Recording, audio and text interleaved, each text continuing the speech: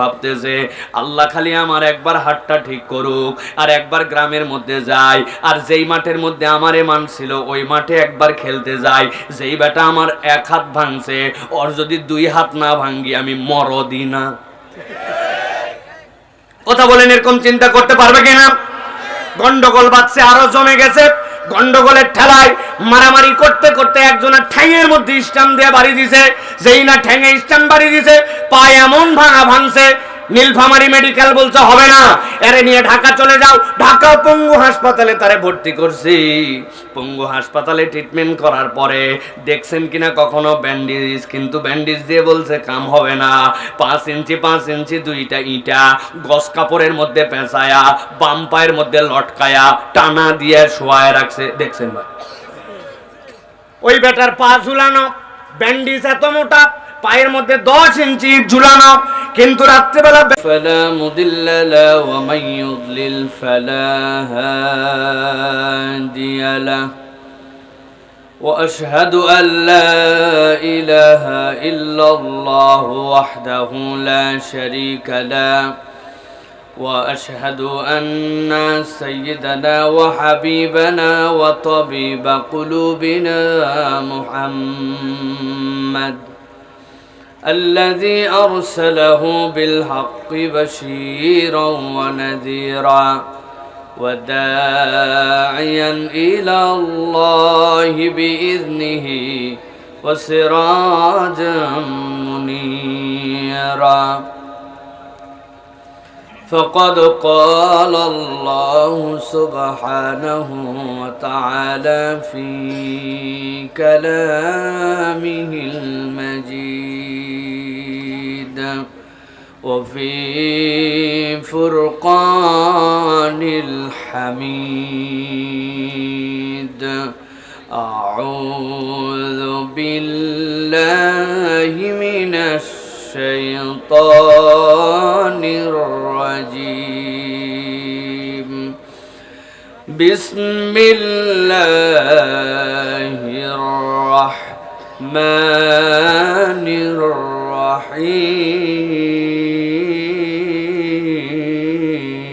الرحيم وكذلك أوحينا إليك روحا من أمرنا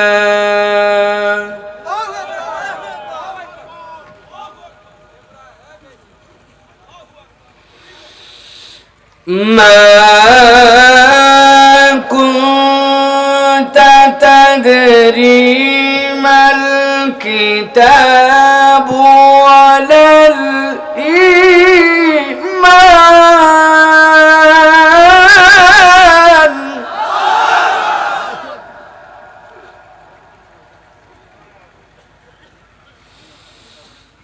ما كنت تدري ما الكتاب ولا الإيمان ولكن جعلناه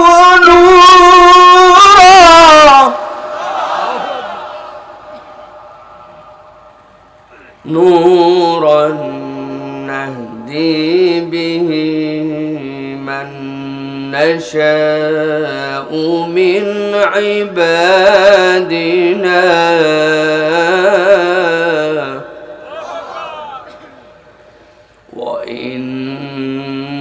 وإنك لتهدي إلى صراط مستقيم وقال الله سبحانه وتعالى آمرا ومخبرا إن الله وملائكته يصلون على النبي يا أيها الذين آمنوا صلوا عليه وسلموا تسليما اللهم صل على محمد وعلى آل محمد كما صليت على إبراهيم وعلى آل إبراهيم إنك حميد مجيد اللهم بارك على محمد وعلى آل محمد كما باركت على إبراهيم وعلى آل إبراهيم إنك حميد مجيد ডানে শব্দ নাই, ডান থেকে শব্দ কানে আসে, ডানেরটা দেখেন। আলহামদুলিল্লাহ, আল্লাহ রাব্বুল আলামিনের কাছে শুকরগুজার হচ্ছি যে আল্লাহ রাব্বুল আলামিন আমাদেরকে আজকের এই ছোট রাউতা জোড়পাখুরি ইসলামী যুব কল্যাণ পরিষদের উদ্যোগে ১৬তম বাৎসরিক তাফসীরুল কোরআন মাহফিলের প্রথম দিনের শেষ অধিবেশনে আল্লাহ রাব্বুল আলামিনের কোরআন থেকে কিছু কথা শোনার জন্য আমাদেরকে আসার বসার তৌফিক, যোগ্যতা, সুস্থতা, মন মানসিকতা, পরিবেশ পরিস্থিতি দান করলেন। সে আল্লাহ রাব্বুল আলামিনের কাছে আমরা কালিমাতুশ শুকর আদায় করি, সকলে পড়ছি আলহামদুলিল্লাহ। দরুদ এবং সালাম বর্ষিত হোক মানবতার মহান মুক্তির দূত আকায়ে নামদার তাজেদারে মদিনা আপনার আমার প্রিয় রাসূল জনাবে মুহাম্মদুর রাসূলুল্লাহ সাল্লাল্লাহু আলাইহি ওয়াসাল্লামের প্রতি। আজকের মজলিসের সম্মানিত সভাপতি জনাব মোহাম্মদ শামসুল আলম সাহেব, সম্মানিত উদ্বোধক জনাব রায়হানুল হক সাহেব, সম্মানিত প্রধান অতিথি, সম্মানিত বিশেষ অতিথি, সম্মানিত পৃষ্ঠপোষক জনাব আনোয়ারুল হক সাহেব সহ কিছুক্ষণ পূর্বে দীর্ঘ সময় ধরে আপনাদের কাছে কথা বলেছেন আমাদের প্রিয় অনুজ, প্রিয় ভাই, যার কণ্ঠে সত্য হক উচ্চারিত হচ্ছে, উচ্চকিত হচ্ছে। আল্লাহ রাব্বুল আলামিন ভাইটিকে যেন তার দ্বীনের জন্য, আল্লাহ রাব্বুল আলামিনের কোরআনের জন্য কবুল করেন। হযরত মাওলানা মুফতি মুস্তাকিম বিল্লাহ আরেফি হাফিজাহুল্লাহ ওয়া রাআহ। মঞ্চবিষ্ট বিভিন্ন পর্যায়ের উলামায়ে কেরাম, ফুজালায়ে জাম, আমার সামনে সম্মানিত মুরব্বিয়ানে কেরাম, আমার প্রিয় তরুণ যুবকেরা, স্নেহের ছোটরা, আলাদা প্যান্ডেল থেকে শুনছেন আমাদের সম্মানিতা মা এবং বোনেরা, সকলকে একবার সালাম দিয়েছি। আরও একবার আপনাদের কাছে দোয়া চাওয়া এবং পাওয়ার আশায় সালাম নিবেদন করছি। আসসালামু আলাইকুম ওয়া রাহমাতুল্লাহ। আপনারা ভালো আছেন ভাই? এত তাড়াহুড়া করে বলার দরকার নেই, একটু ফিল করে তারপরে আস্তে সুস্তে একটু বলেন দিল থেকে। 18 মাস আগে যদি মাহফিল আয়োজন করতে হতো তাহলে কমিটির জন্য 2 জোড়া জুতা লাগতো, 1 জোড়া জুতা ব্যবহারের আরেকটা সুক্তলিক হয়ে যায় অনুমতির জন্য। আস্তে আস্তে আস্তে আরো বলি আমি আগে।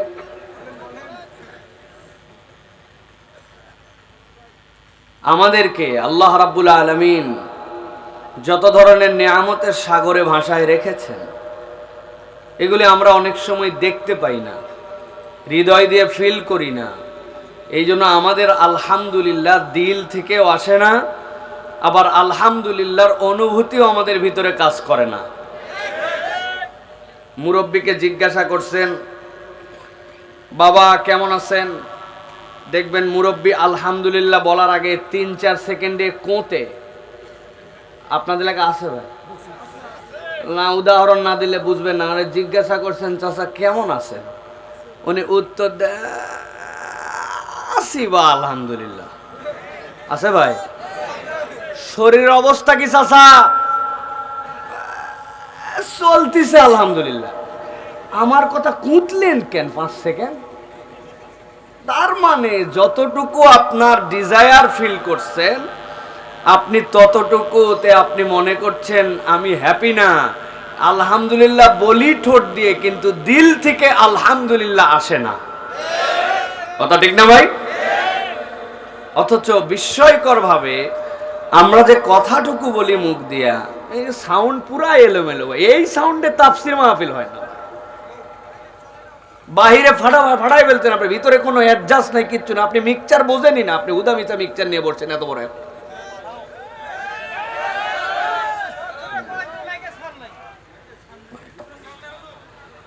প্রিয় ভাইয়েরা, সাউন্ড থাকবে কেমনে? সব হরেন দিছে তো মেলা আলাদের ওয়াজ শোনানোর জন্য।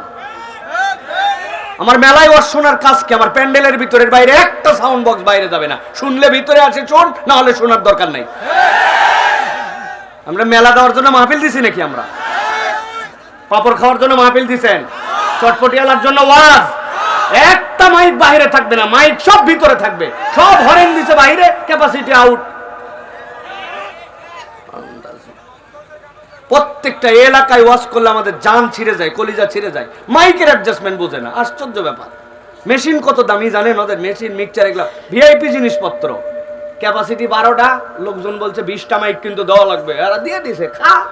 আর বক্তার কলিজা ছিঁড়ে গেলেই কি আর না গেলেই কি? আমি যখন ওই আরিফ বিল্লাহ ভাই ওয়াজ করতেছে, আমি বুঝতেছিলাম না, কথা তার কলিজা শুকায় যাচ্ছে। মাইক এইটা এখন যা আছে তাই ওয়াজ তো শোনা লাগবে নাকি? নাকি বন্ধ হবে আজকের মতো? তাহলে চলেন, আমরা ওয়াজ শুনে গেছি। বেশি কিছু বললে দেখবেন আর আগে শেষ, সব শেষ। আইসক্রিমের মতো মাইক এই জায়গায় শব্দ। উনি আসুক, এই বসুক, উনি নিচে থেকে তো কিছু বুঝতেছেন, এই জায়গায় বসেন, আওয়াজটা কেমন শুনে যান আপনার। প্রিয় ভাইয়েরা,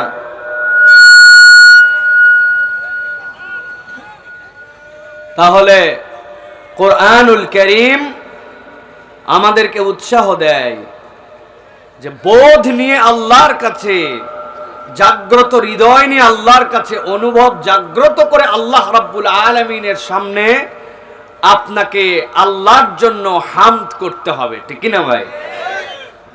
আচ্ছা, শুক্রবার দিন 10:34 আপনারা একটা ভূমিকম্প হয়েছে, খবর পাইছেন ভাই?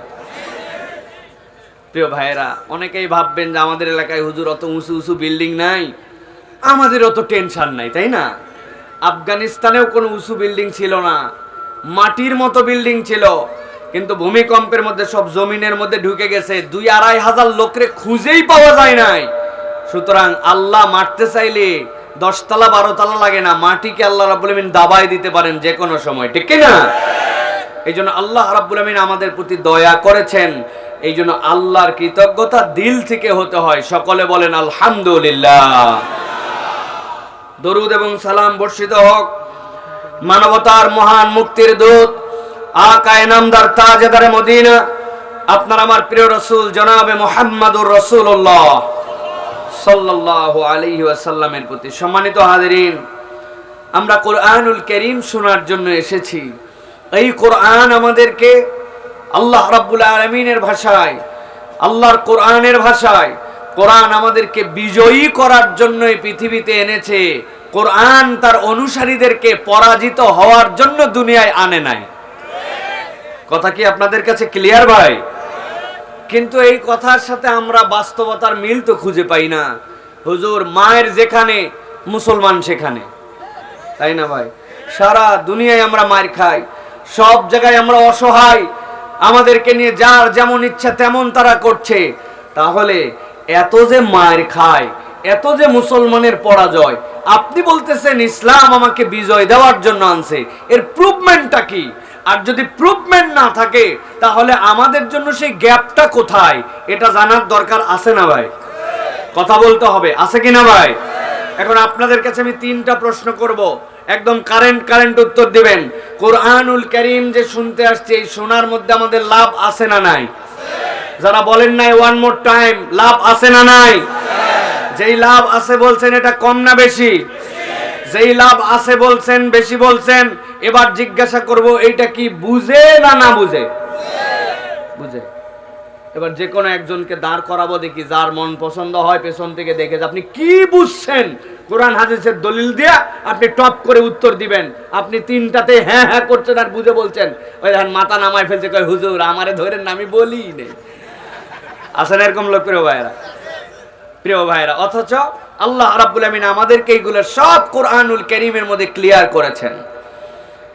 আল্লাহ রাব্বুল আমিন বলছেন কোরআনের 21 নম্বর সূরা, সূরা আম্বিয়া 18 নম্বর আয়াতের মধ্যে আল্লাহ রাব্বুল আলামিন বলছেন, নবী আপনি জানায় দেন, বাল নাকযিফু বিল হাক্কি আলাল বাতিল ফায়াদমাগুহু ফাইদা হুয়া যাহিক ওয়ালাকুমুল ওয়াইলু মিম্মা তাসিফুন।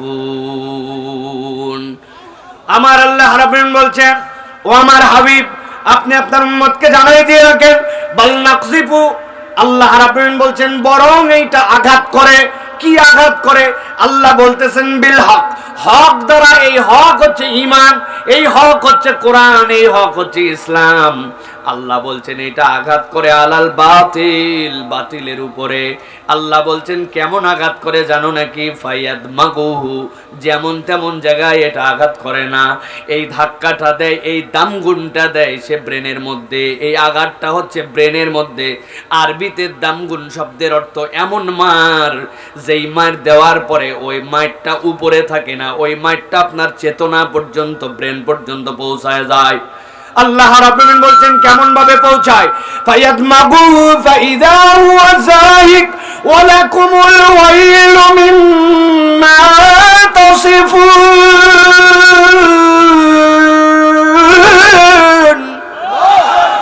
আল্লাহ বলছেন দুনিয়ার মানুষ, আমি আল্লাহ রাব্বুল আলামিন তোমাদের জন্য জানালাম এই কোরআন, যেই কোরআন সত্য সত্য তোমার সামনে আসছে, ও পরিবর্তন করবে, বাতিলকে চূর্ণ বিচূর্ণ করবে। তবে কোরআন তোমার জন্য যেমন তেমন জায়গায় পরিবর্তন করবে না। আর যেমন তেমন জায়গার পরিবর্তন দিয়ে পৃথিবীর মানুষকে বদলানো যায় না। দুনিয়া পুরা যদি মনে করে বদল হয়ে যাবে, কিন্তু মানুষের যদি চরিত্রে বদল না হয়, নৈতিকতায় বদল না হয়, আদর্শে বদল না হয়, চেতনায় বদল না হয়, ওই মানুষের উপরের বদল যত হবে তত বেশি সমাজে চোর বাটপার বাড়বে। ভালো করে খেয়াল করেন, কোরআনের পরিবর্তনের উদাহরণটা আমাদের হৃদয়ের মধ্যে কিভাবে কাজ করে। আমি ছোট্ট ছোট্ট মাঝে মাঝে উদাহরণ দেই। আপনাদের এলাকায় বাচ্চা কাচ্চারা বিকালবেলা ক্রিকেট খেলে, কথা বলেন যে খেলে? আপনার এলাকায় খেলা শুরু হয়েছে, এই ছোট রাউতা এলাকার মধ্যে খেলতে খেলতে দুই গ্রুপের মধ্যে গন্ডগোল। আস্তে গন্ডগোল বাড়তে বাড়তে এক দল বলছে ভুয়া এলবি দিছিস তুই, এলবি হয় নাই। আছে না ভাই? ওই আন্দাজি তুই বললেই হবে নাকি এলবি হয় নাই? এই এলবি হয়েছে কি হয় নাই এই নিয়ে গন্ডগোল বেঁধে গেছে। এক কথা দুই কথা হতে হতে হাতের মধ্যে একজনের একটা স্ট্যাম্প ছিল, তুলে দিছে একবারই, বাড়ি লাগছে বাম হাতের মধ্যে। লাগার সাথে সাথে বাম হাতটা তার ভেঙে গেছে। ভাঙার পরে পরিবেশ তো ভিন্ন রকম হয়ে গেছে। হাত ভাঙার আগ পর্যন্ত একরকম ছিল, এত দূর গড়াবে বিষয়টা বোঝে নাই। ওরে নিয়ে চলে গেছে নীলফামারীতে হাসপাতালে। হাসপাতালে ডাক্তার দেখার পরে হাতটা প্লাস্টার করে দিয়েছে, গলার মধ্যে ঝুলাই দিয়ে বলছে আজকে যাওয়া যাবে না, হাসপাতালে আজকের রাতটা অন্তত থেকে যান, আগামীকাল আরেকটা এক্সরে করা হবে। এক্সরে করার পরে যদি দেখা যায় যে হাড্ডির জোড়া ঠিক মতো লাগছে তাইলে বিদায়, না হলে আবার অপারেশন লাগতে পারে। ওই লোকটার হাতটা গলার মধ্যে ঝুলানো, রাত্রেবেলা হাত ভাঙ্গার ঠেলায় ব্যথায় পাগল হয়ে গেছে, চিৎকার চেঁচামেচি করে। নার্সরা ডাক্তারের সাথে যোগাযোগ করে ডাক্তার বলছে একটা ইঞ্জেকশন দাও ব্যথানাশক। ওই বেচারে রে যখন ইঞ্জেকশন দিছে হাতের ব্যথাটা একটু কমছে। এখন ওই ছেলের গলার মধ্যে হাত ঝুলানো, হাসপাতালের বেডের মধ্যে ডান হাত নিচে দিয়ে শুয়ে আছে। হঠাৎ করে ওই ব্যথা যখন একটু কমছে, হাসপাতালের বেডে শুয়ে শুয়ে